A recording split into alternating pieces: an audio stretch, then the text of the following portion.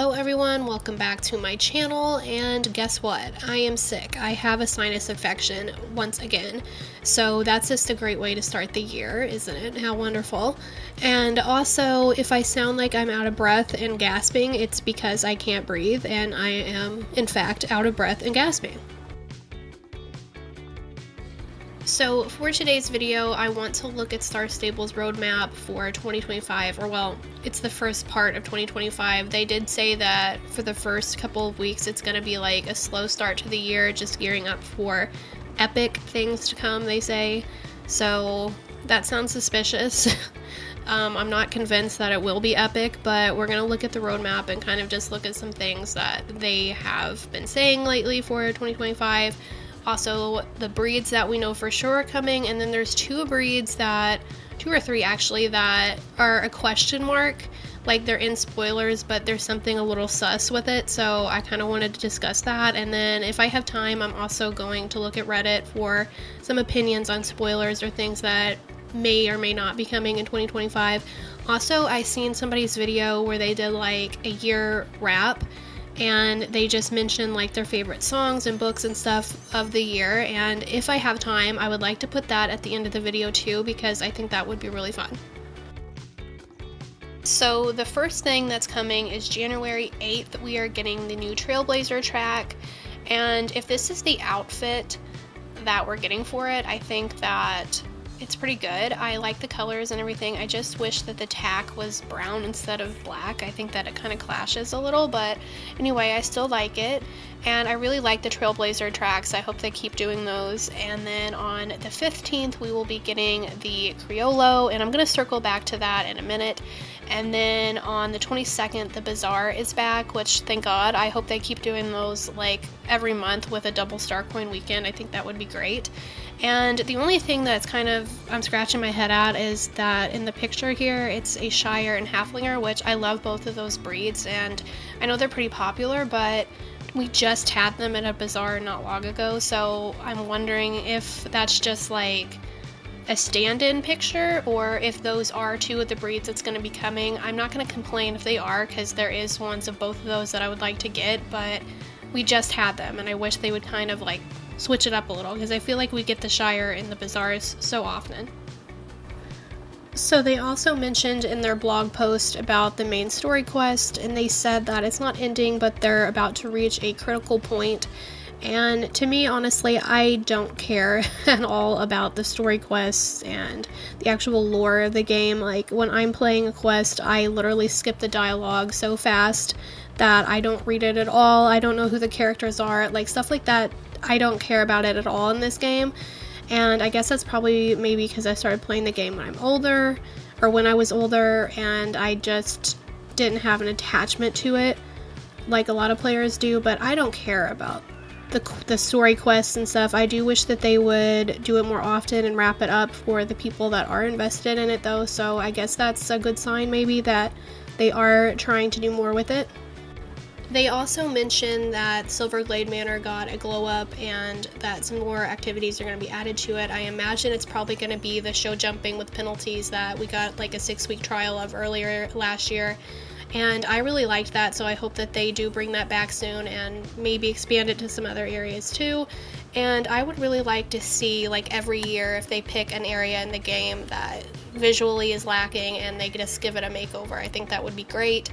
And they also mention kind of a hint towards the medieval area getting something added to it, because they say something about polishing your armor, so that obviously is the medieval area, and I just don't know if that's going to be like more content in the area, like more things to do, or if it's going to be something with the jousting. Is it going to be a festival? We don't know yet, but it seems like that will be coming pretty soon too. So there's two really important notes in the blog post that I want to bring to your attention, and it's that they mention surveys and that they track data. Now, what this means is that everything that we interact with and engage with in the game, they on their end obviously can see, and they know what things that the players are interacting with the most and the least. And they specifically mention this with festivals, but it would apply to anything in the game. So if there's something at a festival that you really, really like, or if there's a festival in general that you really, really like, log in every day of that festival, repeat the activity or whatever it is that you like, because that will show up in their data and they're going to know that, okay, players like this thing more than they like this or that. Every choice that they make for this game, as far as things that they add or take away or bring back or not, is because of the data that they're getting from players. So we have to do our part if we want certain things to be brought back in the game. If we're not interacting with it and they're not seeing the data, they're not going to do it. Which is where the surveys come in. They're obviously using that to get feedback and ideas from players, and they're not just asking what kind of breeds we're most interested in buying. They're asking about what we like and dislike the most about the game and things that we would like to see implemented and added. So every time that there's a survey, go out of your way to actually fill it out, because that's a lot more productive than the people that go on their Instagram just to yell. So I also just seen on their Instagram that the top 3 best-selling horses of the game last year was the Selfrancais, the Dutch Warmblood, and the Frisian, which it's crazy that the Dutch Warmblood is still in the top 3, even though it didn't even come out last year. That was 2023. So yeah, I mean, that's kind of crazy, but in general, I think the horses we got last year were really good. We got really good magic coat horses, really good coat color variations. I guess my favorite individual horse that I got last year would probably be the Bay Norker, although I didn't care for the rest of them all that much. I really thought the Frisians were good. The Selfrancais was good. Saddlebred, not my personal favorite, but I did defend them a lot. And I guess my overall favorite of last year would be the Ardennes. So as for the breeds that are absolutely confirmed to be coming next year, we have the Criollo, which of course is on January 15th, and they shared this new picture of a new coat color we've not seen yet before, and I like this one a lot. I imagine this is probably going to be one of them that I might get. And I also really like the tack. I like that I think this is new. I don't think we've ever seen a saddle like that, at least. And I like that too, that they're being more like traditional and thinking about the culture of where these breeds are coming from. So there's 3 breeds that are absolutely 100% coming to the game this year. They're already confirmed by Star Stable themselves, and that is, first of all, the Mule, which I'm super excited for. I love mules, and I really hope that they actually bring some like sound effects that are specific to mules. Like, I want the braying and all of that, not just horse whinnies. And I can see mules coming sometime around like Camp Western. I think that'd be the perfect time to introduce them. And especially if they have that in May again, I think that would be the perfect time for it. We're also getting an updated Hanoverian and an updated Andalusian, and I really love Andalusians. They're one of my favorite breeds, and if they were even just as good as the Frisian update, I would be so happy. So I think those, if I remember right, are expected to be coming around summer or end of summer, and the Hanoverian is going to be sooner though, more like March. Now, with the other 2 breeds that's supposedly coming, it gets a little tricky, because one of the breeds is a Rocky Mountain horse and the other is a Black Forest horse. And as happy as I am to hear about these 2 breeds coming, especially the Black Forest horse, I love those, there's several things here that is a little odd to me. And the first thing is that the dates that were mentioned with the breed names in the game files don't make sense. I don't have the dates pulled up right now to look at, but I remember thinking that they didn't quite overlap, but they were like really close together, and there's no reason for Star Stable to release multiple breeds so close together. And another thing about Star Stable is that they themselves have not commented on or confirmed these breeds, so do keep that in mind. But I do believe that we're going to be getting them at some point in 2025 because they were in the game files at all. Like the spoiler blogs and stuff, they definitely have these files and showed the pictures of it, so they're definitely there. And I think that maybe just the dates are not set in stone, or they're just really rough estimates right now, maybe just placeholders, and we don't actually know for sure when those breeds are going to be coming. I assume it would be more spread out. What really has me stumped about these 2 breeds coming in the same year, and especially back to back, is that if you look up Rocky Mountain horse and then look up the Black Forest horse, Yeah, their build and the type of horse they are is completely different, but their coat colors are very similar. They're both kind of like the halflinger in the sense that they have like the stereotypical look that almost all of them have, and yeah, there's exceptions, but they are known for a certain coat or certain shades within a certain coat. And yeah, there's variety within that one coat color, but they still are known for this one look. And both of the breeds, the coat color that they're known for is basically the same or very similar. So it seems odd that Star Stable would do two breeds that are like that right next to each other. But I mean, I don't know. I guess they have the halflinger, and the halflinger they've made work where there's plenty of variety to choose from within the breed when you go to buy one. And of course, in real life, the breeds, there is exceptions. There's other colors within the breed that they could make in the game too. It seems odd to me that there's going to be two right next to each other that have such a similar look as far as the coloring goes. But I guess because their builds and stuff are so different, like one is a more draft type and one is it's kind of like a Tennessee Walker or a saddlebred. I guess that's different enough to warrant it. It kind of made me scratch my head a little bit. I mean, come on now. They look alike.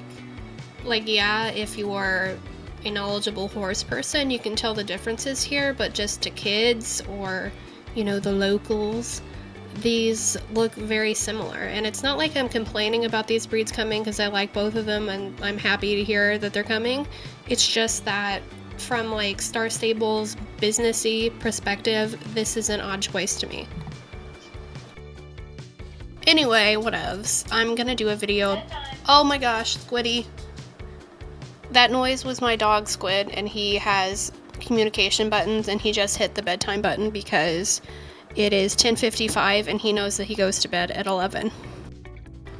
So anyway, as I was saying, I intend to make a video about all the breeds that we know for sure are coming in 2025 and go into like the Rocky Mountain horse and Black Forest horse a little bit more. I hopefully will have that done before the Criollo actually comes out. So fingers crossed for that, but I seriously doubt that I actually will make it before then. Okay, now I want to go into my little segment where I'm going to tell you like my favorite books and movies and TV shows and songs and whatever of the year of 2024. And if you're not interested in that, go ahead and click off. I don't care. I understand. It's just that I think things like this are really interesting when I see it on other people's channels, and maybe I kind of am self-obsessed and want to feel important for a minute, so that's why I'm going to do it. Okay, so starting with music, my number one song of the year, according to Spotify, was Easy by Le Seraphim. I love that song so much, and I know I played it like over and over and over again, so it didn't surprise me at all that it was my number one. I wouldn't necessarily handpick it as like my favorite song of the year, but it definitely deserved to be on that list. And my top artists were Taylor Swift, Sabrina Carpenter, Le Seraphim, Casey Musgraves, and aespa. And you know what? For once, that actually seems pretty accurate. Like, usually with Spotify Wrapped, there'll be at least one or two sneaks in there where you're like, that's a little out of order or it shouldn't be that high. But this time, they all seemed about like how I was expecting it to be. As for the rest of my Wrapped, TXT and Stray Kids are in there a lot, which doesn't surprise me because for the last several years, they've always been pretty high. Post Malone is on here a lot because of his country album that I really liked. Surprisingly, I've always liked Post Malone, but I really thought that his country album was actually pretty excellent. Cat's Eye is on here. Their song Touch, if you have not heard it, which you probably have because it's pretty much everywhere, I think those girls are going to be like the biggest superstars in the world. So go watch their music video for Touch because the song and the dance and everything is so addictive. And then in the last couple of months of 2024, I got really into Enhypen, and I was listening to them a lot. I'm actually, if there could be one thing that I was surprised about with my Spotify this year, it's that Enhypen didn't squeeze into the top 5 because I listened to them a lot. But I guess because it was at the end of the year, it maybe didn't like count or whatever, but I really like them. My top games, I played a lot of games, but the ones that really stand out are Paleo Pines, which is a really cute, like, cozy game where you have a farm but with dinosaurs. I've not finished it yet, I'm still in the middle of it. And I have to say my favorite game, I think, was Infinity Nikki. If you have not played that, and if you at all have access to a computer or whatever to be able to play it, that is the game of all time. Like, I'm obsessed with it. You guys have got to play Infinity Nikki. And according to Goodreads, I read 46 books last year, but a lot of that would be like comics and mangas. So my favorite book, I can't really think of a favorite book, but I know that I read a lot of Lisa C novels, and her books are really brutal in like a historically accurate way, so don't read those if you're like sensitive, I guess, because it's some really harsh topics. But I really like her books, and I read a lot of them. I read a book called Shady Hollow, which was like, imagine if Animal Crossing was a murder mystery. And then I read, like, the mangas I read several volumes of One Piece, Snow White with the red hair, which that's probably my favorite manga, but it has nothing to do with Snow White. I also read Zom 100, Romantic Killer. Gosh, I know I'm forgetting some, but those are just the ones off the top of my head that I really like. My favorite movie of the whole year was probably Alien Romulus, which it's, you know, the name alone, you know it's an intense, scary movie, so don't watch it if, you know, you're, I don't want to say sensitive, but like if things scare you easily, definitely don't watch it. It's terrifying. But I really love that franchise, and I thought that it was one of the better movies that they've done in years and years. I really liked Furiosa too, because I'm a huge fan of the 2015 Mad Max. That's one of my favorite movies ever. So I really liked Furiosa. A Quiet Place Day 1 I was looking forward to, but I was super disappointed with it. Like, the only character I liked was the cat.